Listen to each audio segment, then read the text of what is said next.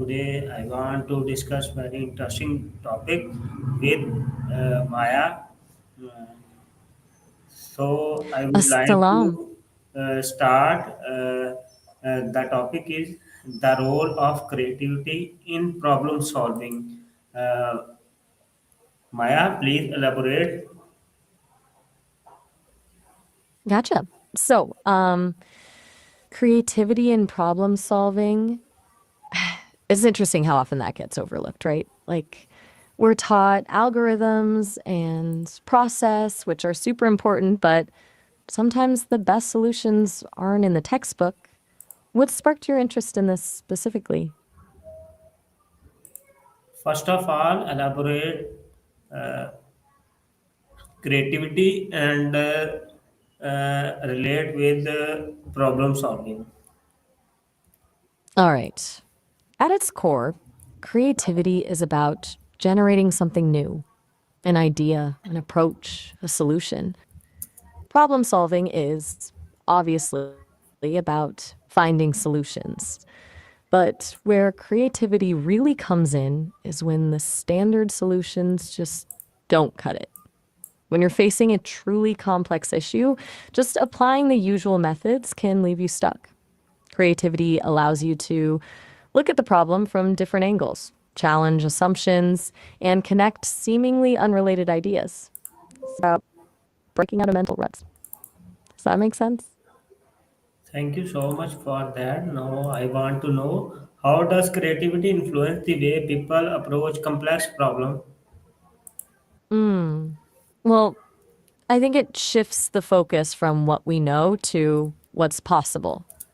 When you're relying on established methods, you're essentially limited by past experiences. Creativity pushes you to imagine things that don't yet exist, to envision alternative scenarios. It fosters a willingness to experiment, to fail, and to learn from those failures, which is huge when tackling something really thorny. It's less about finding the right answer and more about generating a range of potential answers than refining them. What do you think? Does that ring true for your experience as an engineer? Thank you so much for that. Now I want to know what makes creative thinking different from analytical thinking in problem solving. Good question.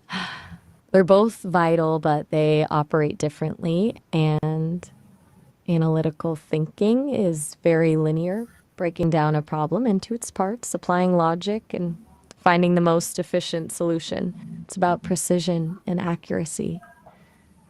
Creative thinking, on the other hand, is more divergent. It's about exploring multiple possibilities, even if they seem illogical at first.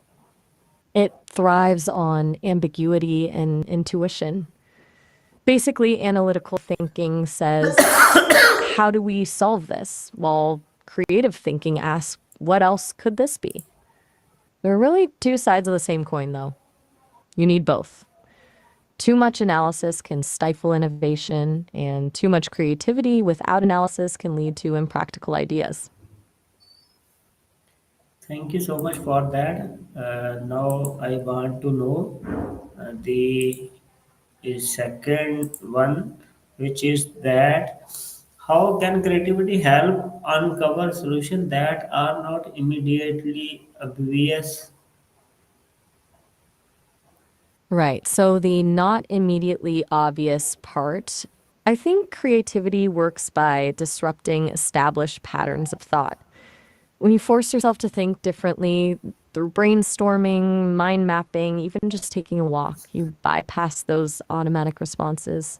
It allows you to see connections you wouldn't normally see. It's a bit like shuffling a deck of cards.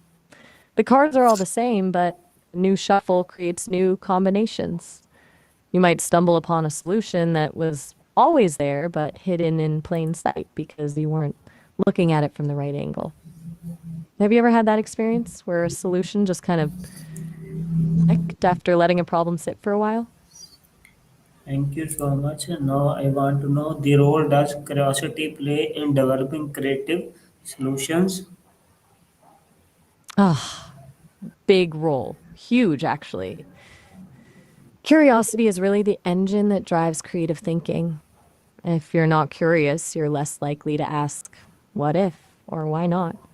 It's about constantly questioning assumptions and seeking out new information, even if it seems irrelevant at first.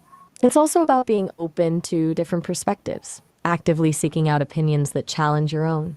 The more you learn, the more connections you can make, and the more raw material you have for creative problem solving. It's like building a muscle. The more you exercise, the more you exercise your curiosity, the stronger it gets. Okay, that's a shift. Everything all right, Rashid? Thank you so much. Now I want to know how can constraint or limitations actually make someone more creative? Okay, that's a good one.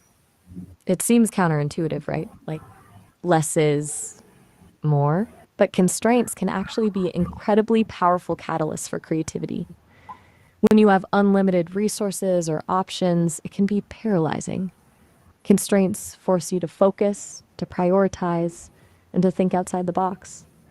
They force you to be resourceful and to find innovative ways to overcome obstacles. It's like forcing yourself to write a poem with only 100 words, or limited, but it actually makes you more deliberate and creative with your language. Have you ever found that to be true in your work when a project has tight limitations? Thank you so much. Now, why do some people struggle to use creative thinking when solving problems? All right, fair enough. So, why the block? I think there are a few reasons. Often it's fear of failure, fear of looking foolish, fear of disrupting the status quo. Analytical thinking feels safer because it's based on logic and established methods. Sometimes it's a lack of confidence in their own creative abilities. People might think they're not creative, which is honestly kind of a myth. And sometimes it's just habit. We get stuck in our ways and forget to challenge our own assumptions. It takes practice and a conscious effort to break out of those patterns. Does any of that resonate with what you've observed? Thank you so much. How can organization build environment that encourage creative problem solving? Oh, that's kind of you. And a great question. Building a creative environment is definitely a deliberate thing. It's about fostering a culture of psychological safety, where people feel comfortable taking risks and sharing ideas without fear of judgment. It also means valuing experimentation, even if it leads to failure, celebrating both successes and learning from mistakes, giving people the time and space to brainstorm, to collaborate, and to pursue their own ideas. It's about encouraging diverse perspectives and actively seeking out different viewpoints. And honestly, sometimes it's as simple as making sure people have the resources they need, the time, the tools, the support to actually do the work. It's a whole mindset shift, really. Thank you for now. See you later with another conversation. Uh, See you later. Take care. Oh, all right. Sounds good. See you later, Rashid.